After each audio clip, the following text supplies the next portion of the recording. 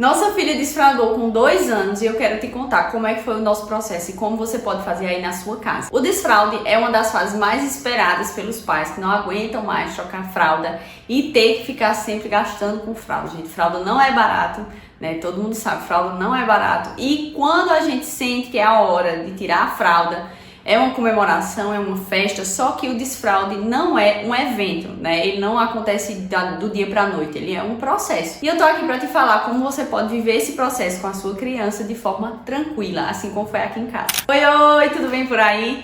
Meu nome é Eliane e por aqui tem cola e muita fé também. Vamos juntas? Eu tenho que confessar pra você que eu tava muito ansiosa pra fazer esse vídeo, não pelo vídeo em si, mas por ter vivido a experiência pra chegar aqui pra contar pra vocês como é que foi o desfralde da minha filha.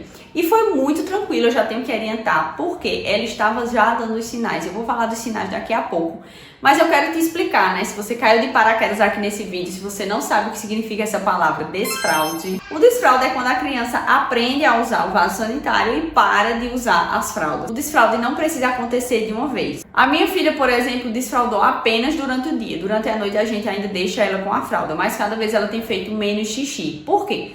O processo noturno é mais complicado, é mais demorado, exige maturidade da criança, porque você não vai estar lá à noite acordando o seu filho, catucando para ver se ele já quer fazer xixi. A criança é acostumada a fazer xixi dormindo, né, a não se levantar para fazer xixi.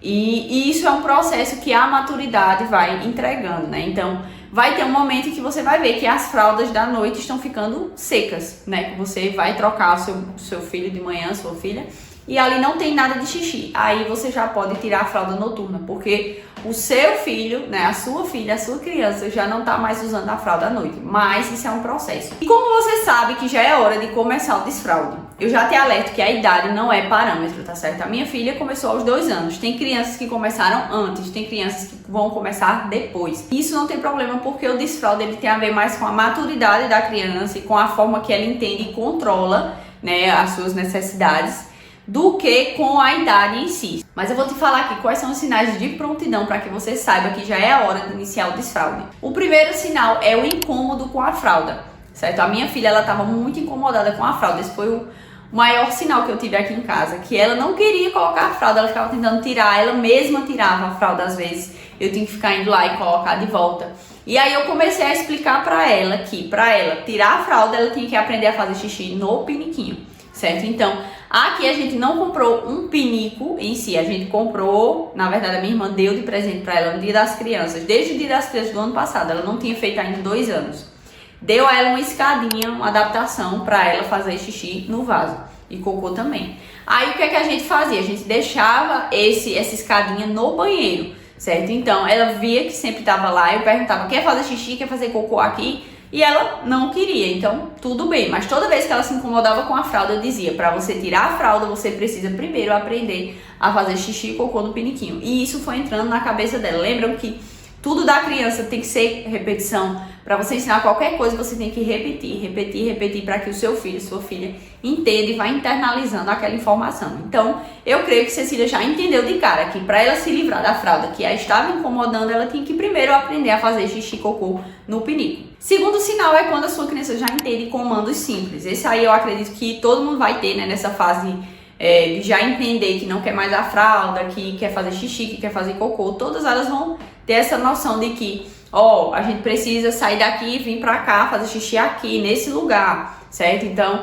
se você quiser fazer xixi, cocô, você tem que avisar pra que mamãe coloque você lá no piniquinho, ou pra que eu te ajude a tirar a fralda, tirar o short, né, tirar a calça, enfim. Então, são comandos simples, mas que eu acredito que se o seu filho ainda não entende, espere um pouco mais para que vocês consigam ter essa comunicação básica, para pelo menos ele conseguir te avisar a hora que ele quer usar o banheiro. O que nos leva ao terceiro sinal, que é justamente avisar quando precisa, quando vai fazer, certo? A minha filha, o que é que ela fazia? Quando ela precisava fazer cocô, por isso que eu achei cocô mais fácil. Todo mundo diz que xixi é mais fácil de tirar do que o cocô, mas eu acho cocô mais difícil, mais fácil na verdade, porque ela ia para um cantinho, ficava meio escondidinha, encolhia e fazia o cocô dela. Todo mundo sabia, você olhava pra ela, você sabia que ela tava fazendo cocô, porque era um evento. Ela não tava aqui, fazia cocô e ia embora, saía correndo, brincando. Não, ela parava, fazia cocô e voltava a fazer o que ela estava fazendo. Não era algo que incomodava ela. Tem crianças que se incomodam com o cocô. Uma amiga minha, a filha dela desfraldou, acho que antes dos 2 anos, justamente porque ela se incomodava, ela fazia cocô, ela ficava super agoniada que tava com aquilo ali, aí queria tirar e tal, e aí foi mais fácil direcionar ela a fazer no vaso, porque ela já não gostava daquela sensação da fralda, né, com cocô e tal. Pra minha filha, ela parava pra fazer cocô, ela avisava, vou fazer cocô, aí se acocorava assim, fazia a forcinha dela e voltava à rotina normal. Então assim, a gente sabia quando ela tava fazendo cocô, então era mais fácil a gente pegar e colocar ela no vaso, né, correr com ela e dizer, vamos pro vaso. E assim, nesse processo de adaptação, muitas vezes ela não queria ir pro vaso, ela preferia fazer ali mesmo. Ela ficava agoniada, com medo, querendo sair correndo. Mas essa fase já passou, ela já acostumou, a gente pegava na mão dela, dizia, filha, a gente tá aqui, olha, não se preocupe, não é preciso ter medo do cocô. A gente pegava na mão dela e ela passava pelo momento e dava tudo certo. O último sinal, né, o quarto sinal, é que consegue ficar seco por um tempo. Então, a gente entendeu que, por exemplo, a gente não precisa mais botar a fralda nela para ir para a igreja, porque a gente vai para a igreja quando chega, a fralda está totalmente seca.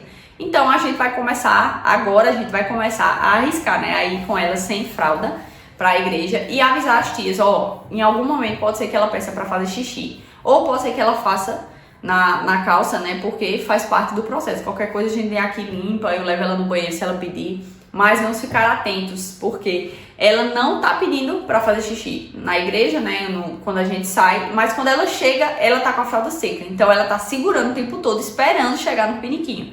Então já é outro processo, né, esse processo de desfralde fora de casa, né, porque na casa dos avós dela já tem o piniquinho, aqui também tem a escadinha, então ela já está acostumada com esse processo aqui em casa, mas fora de casa já é outro processo, porque a criança tem que se acostumar a fazer fora de casa, né? E a gente tem que também criar meios de proteger, né? Eu tenho uma menina, então ela não pode encostar no vaso de um lugar que a gente não conhece. A dica que eu recebi da minha cunhada, inclusive, foi: leve lenço umedecido, limpe o vaso, né? Cubra todo com papel higiênico, que eu já fazia, né? Cobria todo com papel higiênico. E aí apoia a criança assim, o mínimo que puder, né? Segura ela um pouquinho. Apoie só as perninhas, tá? Pra não ficar solta no ar. Porque eu já tentei fazer com Cecília segurando ela alto.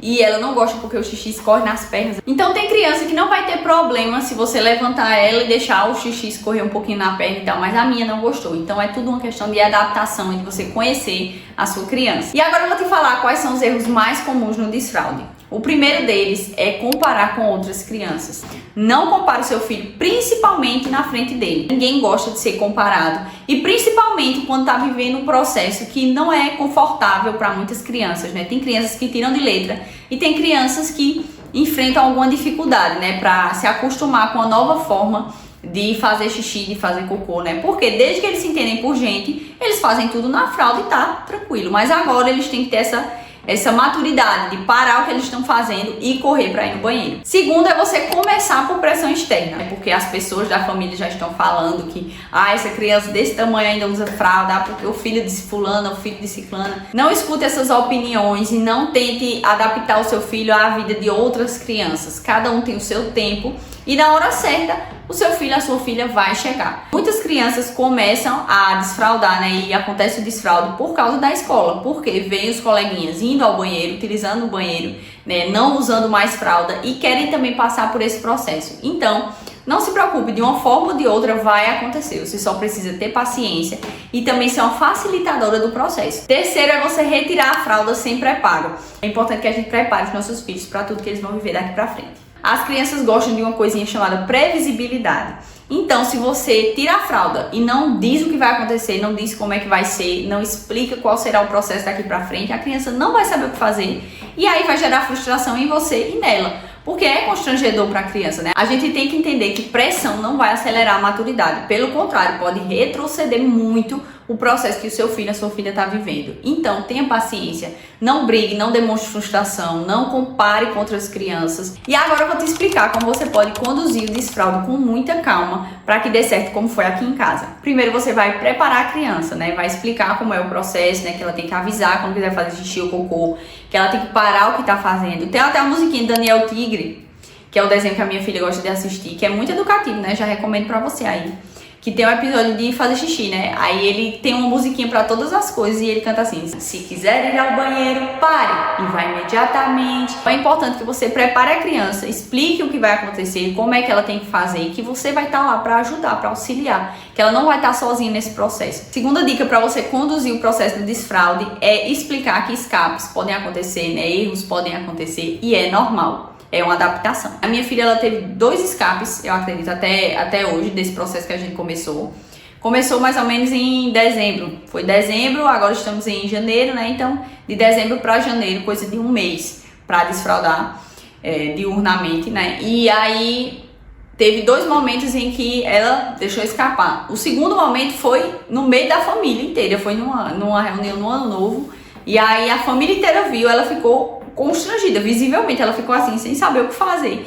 E aí não funciona, né? Não dá certo a gente constranger ainda mais a criança, né? Então, assim, acontece, escapes acontecem, né? Às vezes a criança não lembra que tem que ir ao banheiro, né? Tá acostumada já com aquele processo de evacuar ali mesmo. E aí é importante que a gente tenha essa maturidade de não constranger os nossos filhos e de ter paciência, porque vão acontecer retrocessos, vão acontecer erros, mas se a gente não desistir, se a gente continuar incentivando e tendo paciência, tendo esse amor ao ensinar a fazer isso, vai dar tudo certo. Terceira coisa é preparar a casa, né? Preparar o ambiente. Então, se você tem muitos tapetes, seria bom deixar o tapete um pouquinho mais guardado ou colocar algum tipo de proteção para que a criança consiga transitar nos mesmos lugares de sempre, né? Você não vai isolar seu filho ali só naquela região onde ele pode ter o escape. Então, tire o seu tapete ou alguma coisa que você não queira que se suje, né? E prepare, assim, por exemplo, se estiver no sofá, coloque alguma cobertinha ali para que não suje o sofá caso aconteça quando estiver sentado no sofá. E também deixe sempre com roupas fáceis.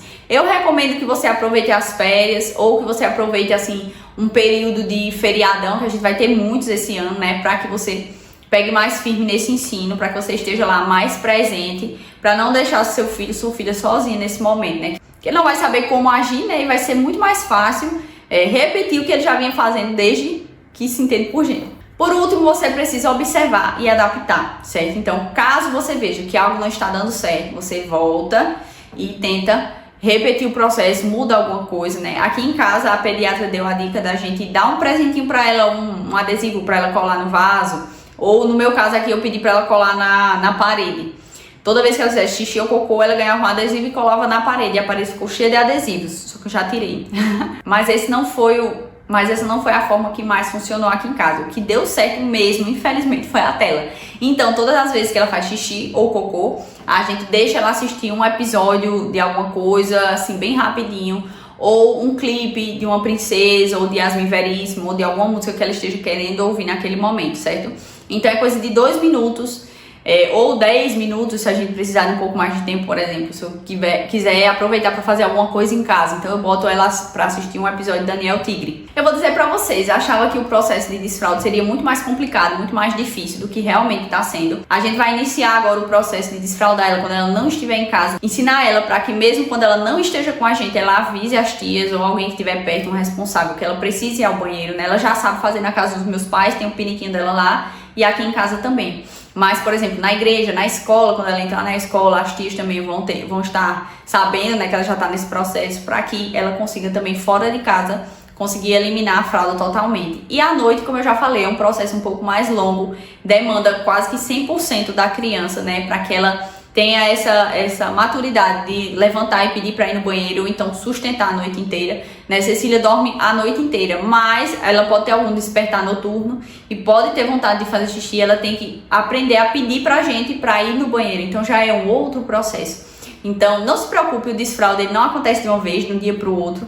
Ele é um processo e você vai vivendo ele aos poucos, no ritmo da sua criança, para que seja tudo da forma mais tranquila possível. Aqui em casa está sendo uma bênção e eu sei que na sua também vai ser, em nome de Jesus. E se você gostou desse vídeo, não esquece de dar um like aqui e comentar o que você achou dele. Também encaminha para uma amiga que está vivendo ou que vai viver esse processo e precisa dessas dicas. E não esquece de seguir o canal, certo? Porque vai me ajudar muito. Eu te vejo na próxima semana e lembra sempre que aqui tem colo, tem fé e tem uma mãe do outro lado torcendo por você. Tchau!